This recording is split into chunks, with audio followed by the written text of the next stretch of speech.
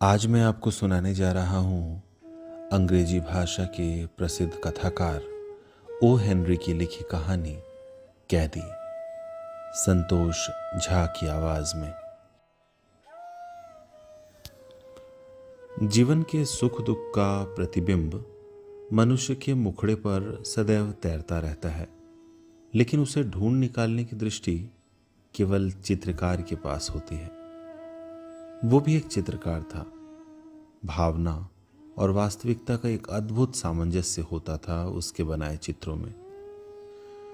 एक बार उसके मन में आया कि ईसा मसीह का चित्र बनाया जाए। सोचते सोचते एक नया प्रसंग उभर आया। उसके मस्तिष्क में छोटे से ईसा को एक शैतान हंटर से मार रहा है, लेकिन न जाने क्यों ईसा का चित्र बन ही नहीं रहा था। चित्रकार की आंखों में ईसा की जो मूर्ति बनी थी, उसका मानव रूप में दर्शन दुर्लभ ही था। बहुत खोजा, मगर वैसा तेजस्वी मुखड़ा उसे कहीं नहीं मिला।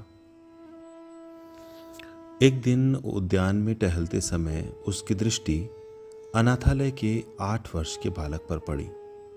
बहुत भोला था, ठीक ईसा की तरह सुंदर और निष्पाप। उसने बालक को गोद में उठा लिया और शिक्षक से अनुमति लेकर अपने स्टूडियो में ले आया।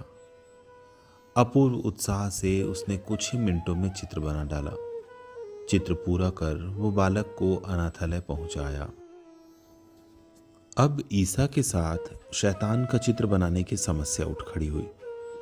वो एक क्रूर चेहरे की खोज में निकल पड़ा।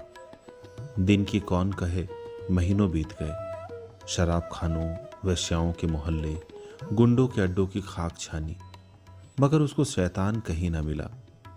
14 वर्ष पूर्व बनाया गया चित्र अभी तक अधूरा पड़ा हुआ था। अचानक एक दिन जेल से निकलते एक कैदी से उसकी भेंट हुई। सांवला रंग, बढ़े हुए केश, दाढ़ी और विकट हंसी। चित्रकार खुशी से उछल पड़ा। 2 बोतल शराब के बदले कैदी को चित्र बन जाने तक रुकने के लिए राजी कर लिया। बड़ी लगन से उसने अपना अधूरा चित्र पूरा किया।